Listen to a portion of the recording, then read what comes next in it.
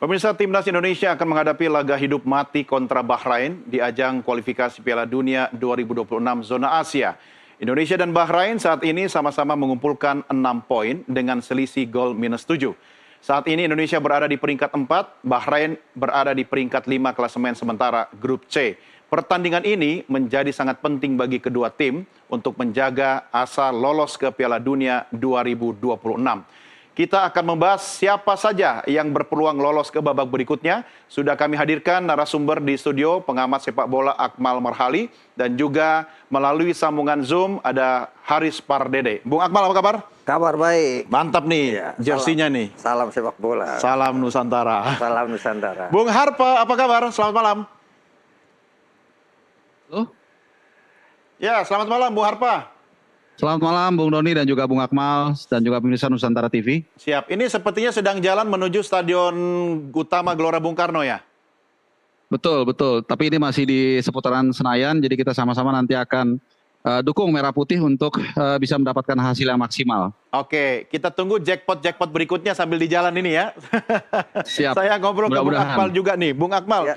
ini harapan timnas, asa timnas untuk masuk Piala Dunia ini asa atau harapan seluruh orang Indonesia. Ya. Tapi Anda melihatnya peluangnya malam ini seperti apa? Seperti tadi dibacakan bahwa ini laga penting dan genting. Hidup mati. Hidup mati buat Indonesia karena ini adalah laga kunci buat kita membuka jalan untuk minimal lolos ke babak keempat kualifikasi Piala Dunia 2026 ya.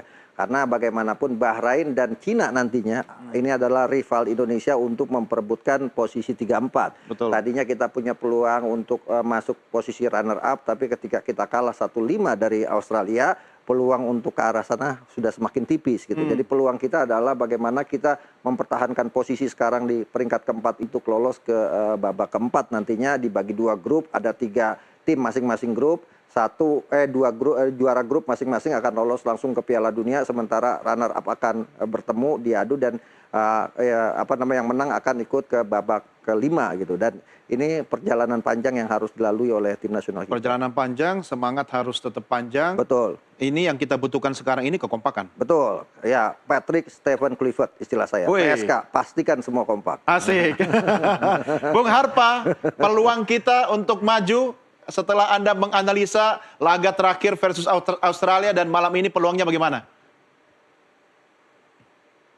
Gimana Bung? Boleh diulang? Peluang kita untuk maju nih, kalau hitung-hitungan Anda seperti apa? Ya gini, saat ini kita berbicara di tempat lain halftime itu China sedang tertinggal 0-2 dari Australia. Artinya ini satu situasi yang sebenarnya menguntungkan kita juga. Dan kalau kita malam ini bisa memenangkan laga menghadapi Bahrain, maka paling tidak kita bisa stay dulu di peringkat 4. Dan ini tentunya seperti yang dikatakan rekan saya Bung Akmal, mimpi kita untuk lolos ke Piala Dunia walaupun melalui round 4 ini masih terbuka lebar. Artinya kita sudah diberikan kesempatan di mana China saat ini dalam tertinggal 0-2 dan tinggal kita bisa memanfaatkan untuk mengalahkan Bahrain. Doesn't matter mau pakai 3 back, 4 back, back kanan semua, back kiri semua, yang penting kita bisa membungkus 3 poin pada malam hari ini. Kalau melihat laga-laganya ya, semangatnya, karena kan chemistry ini kan yang paling penting Bung Harpa. Anda melihat tanda-tanda semangat itu, mampukah kita meraup kemenangan malam ini? Ya tentunya kita semua optimis ya, tapi kita juga mesti sadar bahwa ini bukan pertandingan yang mudah. Bukan berarti kita kalah lawan Australia berarti otomatis kita akan mengalahkan Bahrain, enggak juga. Gitu. Bahrain sudah menunjukkan mereka tim yang kokoh, sulit untuk dikalahkan ketika mereka berhadapan dengan Jepang. Jepang butuh 1 jam lebih untuk membongkar pertahanan Bahrain. Mereka juga tidak banyak perubahan dari susunan pemain, pelatihan, bahkan juga mereka sempat bermain secara bersamaan dalam competitiveness competition di bulan akhir tahun lalu di Gulf Cup dan mereka keluar sebagai juara.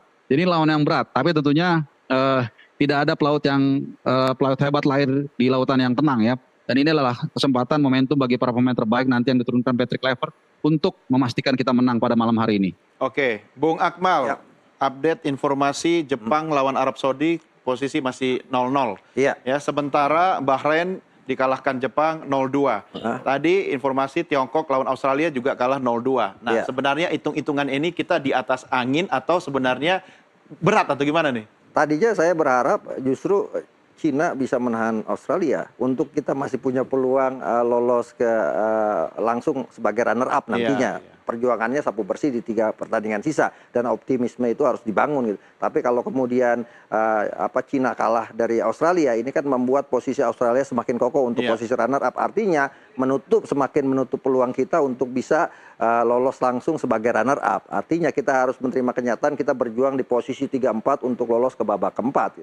Kalau tadinya ditanya maunya mana, kalau saya menghitungnya kalau mau Cina menahan Australia gitu kan. Sehingga nanti Cinanya di sini baru kita kalahkan. Dengan itu kan poin kita dengan Australia akan semakin dekat. Cina udah Bahkan Australia. di pertandingan ini pun kalau saya punya harapan Jepang mengalahkan Arab Saudi gitu kan. Ketika Jepang mengalahkan Arab Saudi, hari ini kita mengalahkan Bahrain, maka kita akan berada di posisi ketiga gitu.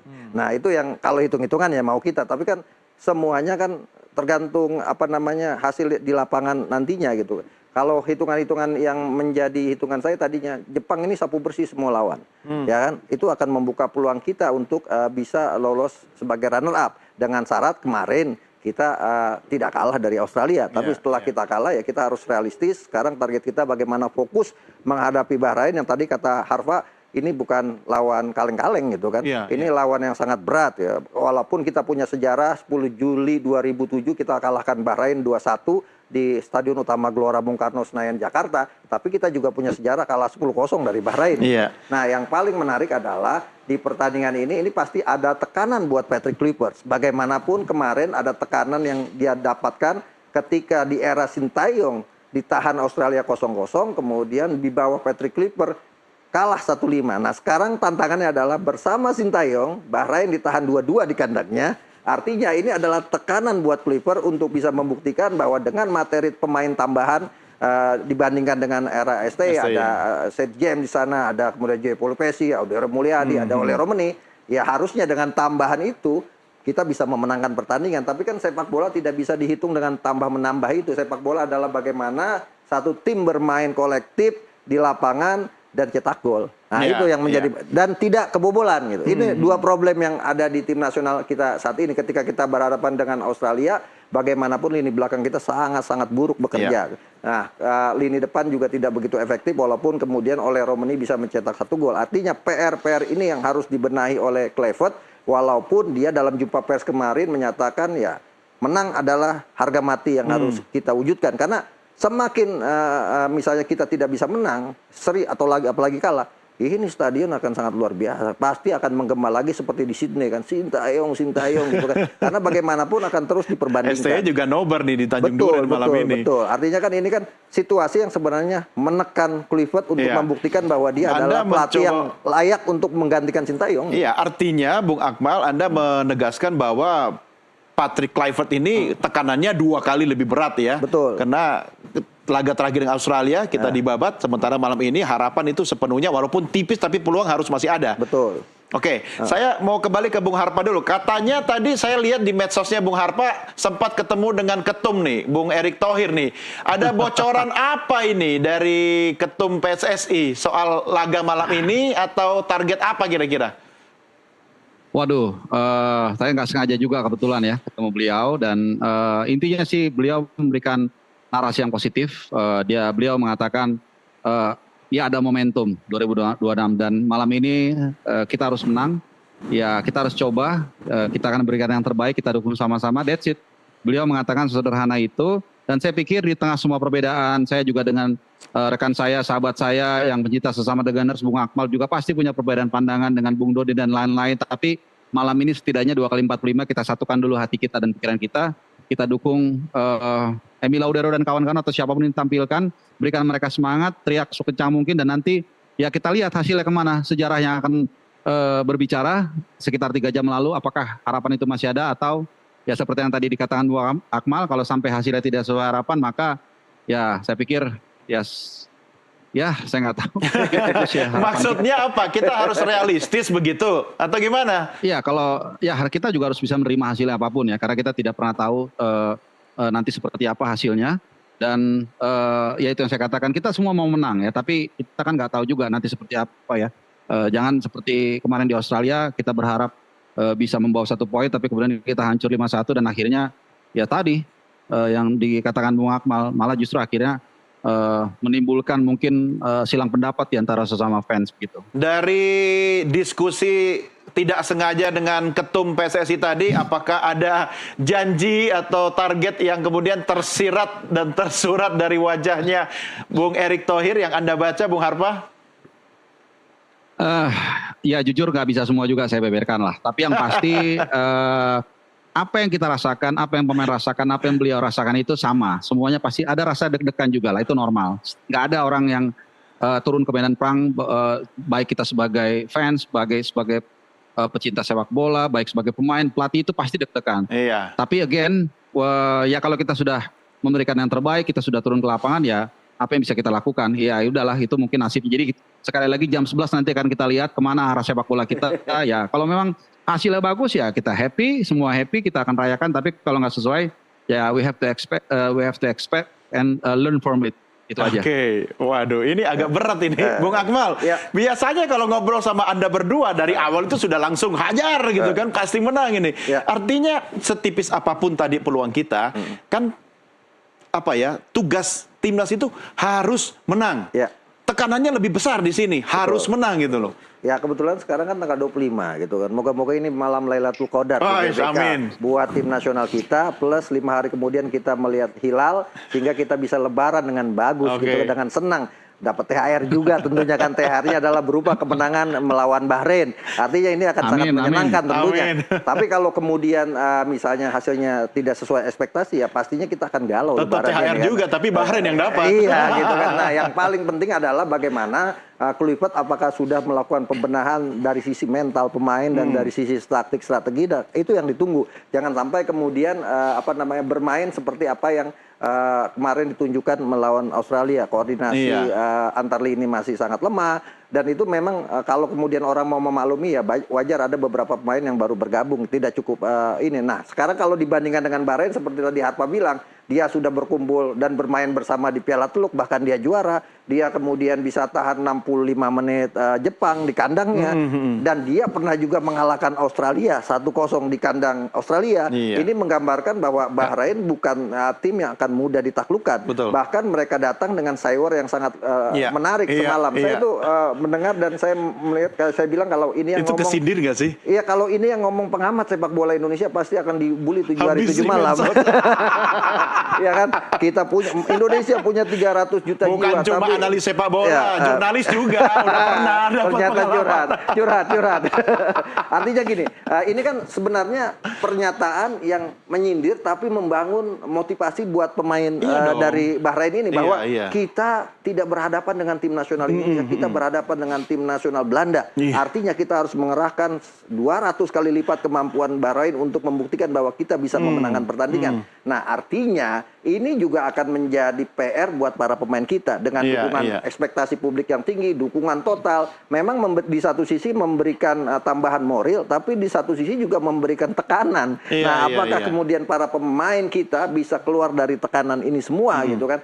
Itu yang harus dilakukan oleh Patrick Kluivert agar kemudian kita bisa bermain lebih enjoy. Apalagi kalau tekanan-tekanan, kalau kita hitung statistik, kita adalah tim dengan dibandingkan Paling Bahrain mahal. paling mahal 638 miliar. Bahrain cuma 162. Artinya jauh. sepertiga dari materi pemain kita. Bicara pemain yang di luar negeri, kita 21 pemain. Bahrain cuma cuma 4 pemain. Itu pun salah satu pemainnya adalah pemain bocil, ya kan, Said Al-Waidah yang main di Villarreal Juventus. Usianya baru 16 tahun gitu kan, baru main 1 kali. Kemudian bicara kebugaran atau dari sisi fisik kita lebih muda, artinya lebih bertenaga. Bicara materi pemain yang kita miliki, ini adalah materi pemain termewah sepanjang sejarah PSSI berdiri 19 April 1930, termasuk juga komposisi pelatihnya dengan nama besar semua yang ada. Ini kan tekanan-tekanan wajar kalau kemudian publik punya ekspektasi sangat tinggi, dan saya yakin PSSI pun mengambil keputusan ini adalah untuk menggambarkan bahwa kita punya kemampuan untuk itu. Nah, pertanyaannya, apakah beban itu bisa ditanggung oleh pelatih dan pemain di lapangan? Nah, itu jawabannya nanti kata Arpa, 2 kali 45 menit akan kita lihat. Dan harapan kita bisa happy ending tentunya. Gitu. Iya, itu harapan kita. Tapi Bung Harpa, beban ini kan dipikul oleh timnas kita di lapangan, termasuk Coach Patrick Kluivert. Sementara kalau masyarakat kemudian mendukung itu secara bebas, bisa memberikan energi atau semangat bagi pemain-pemain kita. Cuma itu kan juga yang dilakukan oleh Bahrain. Tinggal kuat-kuatan ini di lapangan. Seperti yang Anda berdua sering katakan, bola itu bundar tergantung menggelininya kemana. Dari hitung-hitungan Anda, melihat semua aspek, kita lebih unggul sebenarnya. Kita bertaburan bintang, Bung Harpa. Tapi apa yang membuat taburan bintang itu bisa keok di lapangan? Ya, kalau menurut saya dalam situasi seperti ini, mungkin skill dan teknik nomor 2 menurut saya ya. Itu penting, tapi yang diperlukan adalah mentality. Kemudian juga pengalaman dari pelatih, baik itu Pak Alex Pastur atau Patrick Kluivert, doesn't matter, yang bisa memimpin ruang ganti kemudian menyuntikkan motivasi. Nah, saya sedikit mungkin akan ke awal tadi, bukan awal ya, tapi sebelum pembicaraan ini atau topik ini. Jadi ketika tadi ada sayor yang dikatakan oleh rekan saya Bung Akmal dari pelatih Bahrain, bahwa Anda ini memakai pemain Belanda. Kalau seandainya saat ini ya tim kepelatihan dari timnas ini mendengar atau melihat tayangan ini, datang ke ruang ganti, katakan kepada para pemain diaspora, kalian dengar, kalian diremehkan, kalian tidak dianggap Indonesia. Oleh karena itu malam ini di depan 300 juta rakyat Indonesia, buktikan kalau kalian adalah merah putih.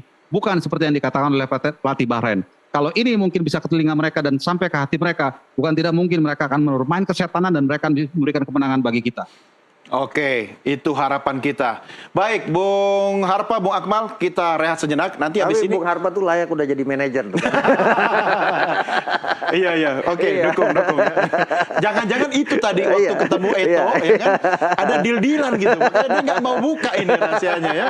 Oke, itu manajernya, ini direkturnya di sini. Baik, jangan kemana-mana. Kita lanjutkan perbincangan kita di segmen berikutnya sesaat lagi. Tetap bersama kami.